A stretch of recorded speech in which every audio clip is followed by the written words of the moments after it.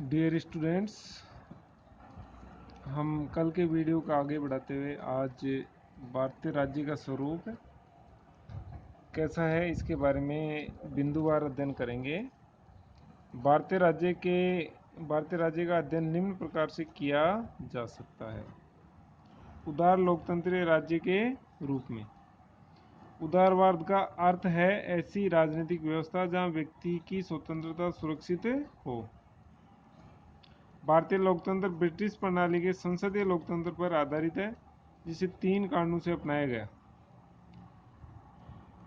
भारतीय संविधान के निर्माता संसदीय शासन प्रणाली से परिचित थे, जिसकी नींव 1861 के अधिनियम द्वारा रखी गई थी। फिर उसके बाद में 1892 का अधिनियम, 1919 का अधिनियम और 1935 के अधिनियम द्वारा इसका विस्तार किया गया। संसदीय कार्यप्रणाली सरल होती है और जनता की समझ में आसानी से आती है। भारत जैसे विशाल एवं विकासशील देश के लिए ये उपयुक्त प्रणाली, क्योंकि यहाँ विविधता है। विविधता भी हर तरह की विविधता है, जैसे सांस्कृतिक विविधता हो गई, भौगोलिक विविधता हो गई, और तरह की तमाम तरह की विविधताएं यहाँ दिखाई देती है। संविधान के निर्माता संसदीय शासन प्रणाली के गुणों से अवगत, इसलिए इसे अपनाने में आसानी। तो इसलिए भारतीय जो राज्य है वो कैसा है? उदार लोकतंत्र राज्य के रूप में उभरा है। केंद्रीकृत राज्य के रूप में भारतीय राज्य असल में केंद्रीकृत राज्य के रूप में उभरा है। आर्थिक विकास व सामाजिक बदलाव संबंधी सभी अधिकार केंद्र के हाथ में। केंद्र के पास कृषि, उद्योग, पब्लिक सेक्टर जैसे विषय हैं। साथ ही व्यापार, वाणिज्य व कानून व्यवस्था व नागरिक सुरक्षा से जुड़ी महत्वपूर्ण शक्तियां भी हैं, जिनके द्वारा केंद्र को महान शक्तियां प्रदान की गई, जो सर्वाधिक महत्वपूर्ण विषय राष्ट्र की एकता बनाए रखने के लिए आवश्यक है। भाई, केंद्रीकृत राज्य के रूप में क्यों उभरा? क्योंकि यहाँ की आर्थिक और राजनीतिक और सुरक्षा संबंधी जो मुद्दे थे, उसमें जब जब भी केंद्र कमज़ोर रहा है, जब आक्रमणकारियों ने यहाँ पे कब्जा कर लिया। मुगलों ने ऐसे ही किया दिल्ली पे, अंग्रेज़ों ने इसी प्रकार किया। तो केंद्र के पास ज़्यादा महत्वपूर्ण विषय हैं, ज़्यादा शक्तियाँ हैं, ताकि राष्ट्र की एकता को बनाए रखा जा सके और कानून व्यवस्था और नागरिकों से जुड़ी हुई व्यवस्था को भी बनाया रखा जा सके। इसलिए केंद्रीकृत राज्य के रूप में भारतीय राज्य का स्वरूप उभरा। प्रशासनिक राज्य के रूप में भारत में संपूर्ण विकास प्रक्रिया को संचालित करने की सारी शक्तियां सुसंगठित वो प्रशासनिक ढांचे में निहित है। सभी महत्वपूर्ण विषयों और कार्यक्रमों पर, जैसे कृषि संबंधी उत्पादन, औद्योगिकरण, सामुदायिक विकास, शिक्षा व सुशासन आदि पर मुख्य प्रशासनिक अधिकारी व नौकरशाही का दबदबा है। लोक कल्याणकारी राज्य के रूप में डॉक्टर अंबेडकर के अनुसार भारतीय संविधान का उद्देश्य केवल राजनीतिक क्षेत्र में लोकतंत्र स्थापित करना नहीं है, बल्कि एक कल्याणकारी राज्य के रूप में भी बढ़ावा देना है। भारतीय राज्य अपने नागरिकों के लिए विभिन्न कल्याणकारी योजनाओं को प्रस्तुत करता है, जैसे कर्मचारी बीमा अधिनियम, भविष्य निधि व पेंशन अधिनियम व बोनस योजनाओं के अंतर्गत श्रमिकों को सामाजिक आर्थिक सुरक्षा प्रदान करना, सरकारी संस्थानों द्वारा किसानों को ऋण उपलब्ध करवाना, कृषि मजदूरों व श्रमिकों की न्यूनतम मजदूरी तय करना, वृद्धावस्था पेंशन योजनाएं, शिक्षा, स्वास्थ्य व आवास की सुविधाएं, उच्च जीवन स्तर योजनाएं लागू करता है। समाजवादी राज्य के रूप में भारतीय राज्य उदार लोकतांत्रिक व समाजवादी व्यवस्था का प्रतिमान है। 42वें संविधान संशोधन में भारत के संविधान में समाजवाद शब्द जोड़ा गया। भारतीय राज्य में जिस समाजवाद को स्वीकार किया गया है, उसे जनतांत्रिक यानी लोकतांत्रिक विधियों से स्थापित किया जाना है, ताकि देश का आर्थिक उत्थान संभव हो सके। राज्य गरीबों के शोषण को रोकने, श्रमिकों, स्त्रियों व बच्चों को पर्याप्त अधिकार व इनके कल्याण की योजनाओं, वर्ग विशेषाधिकारों की समाप्ति जैसे विस्तृत समाजवादी कार्यक्रमों द्वारा समाज में व्याप्त विषमता को कम करने के लिए प्रयासरत है, जो समाजवादी राज्य की प्रतिबद्धता को दर्शाता है। यानी समाजवाद क्या है? सीधी बात, समाजवाद है कि समाज में रहने वाला प्रत्येक नागरिक, चाहे वह किसी भी धर्म, जाति व्यवस्था गरीब अमीर किसी भी स्थिति का हो, सबके साथ समान व्यवहार किया जाएगा एक नागरिक होने के नाते।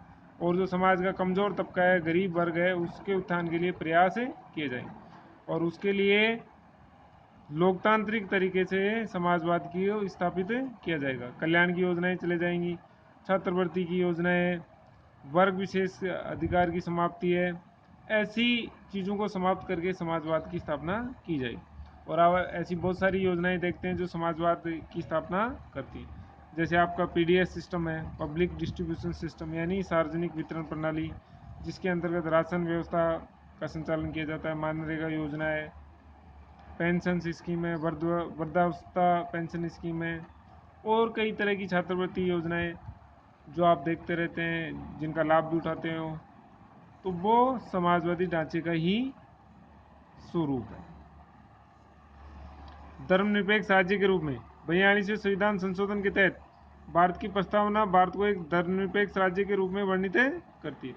उसका अर्थ यह है कि भारत एक धर्म आधारित या मजहबी राज्य नहीं है। नागरिकों के धार्मिक विचार और विश्वास पर राज्य का हस्तक्षेप नहीं है, इसलिए इसे सर्वधर्म समभाव की संज्ञा दी गई। भारत की धर्मनिरपेक्षता का स्वरूप सब धर्मों के प्रति सम्मान में प्रकट होता है। साथ ही राज्य को किसी विशेष धर्म को मानने के लिए लोगों को ना तो प्रोत्साहित और न ही हतोत्साहित करना चाहिए। एकात्मक व्यवस्था के साथ संघवादी राज्य भी है। भाई एकात्मक व्यवस्था का अपन ने बताया कि क्या क्या चीज़ें, लेकिन इनके साथ संघवादी सिस्टम भी है, जैसे कानून की सर्वोच्चता है, सर्वोच्च न्यायालय, केंद्र राज्यों के बीच में शक्तियों का वितरण है। ये सब क्या है, संघात्मक व्यवस्था के हस्तक्षेप राज्य के रूप में। यानी राज्य केवल राजनीतिक व्यवस्था का प्रतिनिधि नहीं है, बल्कि वह उद्योग, व्यापार, वाणिज्य, समाज के वर्गों के समान लाभ विकास के लिए भी जवाब दे। राज्य धर्म में भी हस्तक्षेप कर सकता है अगर उसका प्रभाव नैतिकता, नागरिक व्यवस्था और स्वास्थ्य पर विपरीत प्रभाव पड़ता है। यानी राष्ट्र की एकता, अखंडता, प्रभुता, सदाचार, लोक व्यवस्था, इनके ऊपर प्रभाव पड़ता है तो राज्य हस्तक्षेप कर सकता है। निष्कर्ष के रूप में आप बता सकते हैं कि राज्य की प्रकृति के विषय में विभिन्न दृष्टिकोणों से स्पष्ट है कि विभिन्न आर्थिक, राजनीतिक व सामाजिक अंतर्विरोधों के बावजूद भारत अपनी स्वायत्तता व स्थायित्व को बनाए रखने में कामयाब रहा है तथा अंतर्राष्ट्रीय मानचित्र पर एक बड़ी आर्थिक और राजनीतिक शक्ति और मजबूत लोकतंत्र के रूप में उभरा है। आज का भारत ने तो कृषक और मजबूर वर्ग के अधीन समाजवादी धर्मनिरपेक्ष लोकतंत्र है, नहीं परंपरागत अर्थों में बुर्जुआ राज्य, परंतु समीकरणों के खेल में एक बहुत बड़े बुजुर्ग और धनी कृषक वर्ग से प्रभावित राज्य। जहाँ तक गरीब और वंचित वर्ग का प्रश्न है, लोकतंत्र इस चुनौती को पूरा करने में सफल नहीं हो पाया है। लोकतांत्रिक मशीनरी लोक कल्याणकारी होने के बावजूद अंतर्राष्ट्रीय पूंजीवादी व्यवस्था, शक्तिशाली प्रशासक वर्ग, उच्च विशिष्ट वर्ग के नियंत्रण को प्रभावित रही है। अतः यही कहा जा सकता है कि भारतीय राज्य का स्वरूप लोकतांत्रिक समाजवाद का है, जो किसी विशेष वर्ग की ओर कम अपितु संपूर्ण वर्गों के कल्याण और कल्याणकारी राज्य के रूप में अधिक है। तो ये भारत के राज्य का स्वरूप आपके सामने उभर कर आया कैसा है, और ये यहाँ की परिस्थितियों के हिसाब से ही लागू किया गया है। समाजवाद के साथ साथ यहाँ पे सामाजिक और आर्थिक न्याय का कंसेप्ट है, वो भी पूरी तरह से लागू है। सामाजिक और आर्थिक न्याय से तात्पर्य है कि समाज में प्रत्येक व्यक्ति की न्यूनतम आवश्यकताएं पूरी होंगी और उसे आगे बढ़ने के अवसर प्राप्त होंगे। और इसके लिए बाकायदा गवर्नमेंट ने आरक्षण की व्यवस्था कर रखी है, और जो अन्य लोक कल्याणकारी योजनाएं वो भी लागू की गई हैं, जैसे बच्चों के लिए छात्रवृत्ति योजनाएं, बुजुर्गों के लिए वृद्धावस्था पेंशन है, कृषक के कल्याण योजना है, सब्सिडी है, और तमाम तरह की जो योजनाएं हैं वो यहाँ पे लागू की गई। तो ये भारतीय राज्य का स्वरूप स्पष्ट होता है। अब इसके बाद में अपन भारत में लोकतंत्र इसको पढ़ेंगे कि लोकतंत्र का विकास क्या हुआ है, लोकतंत्र से क्या अपेक्षाएं हैं, ये सब नेक्स्ट वीडियो में पढ़ेंगे। तो आज इतना ही, थैंक यू।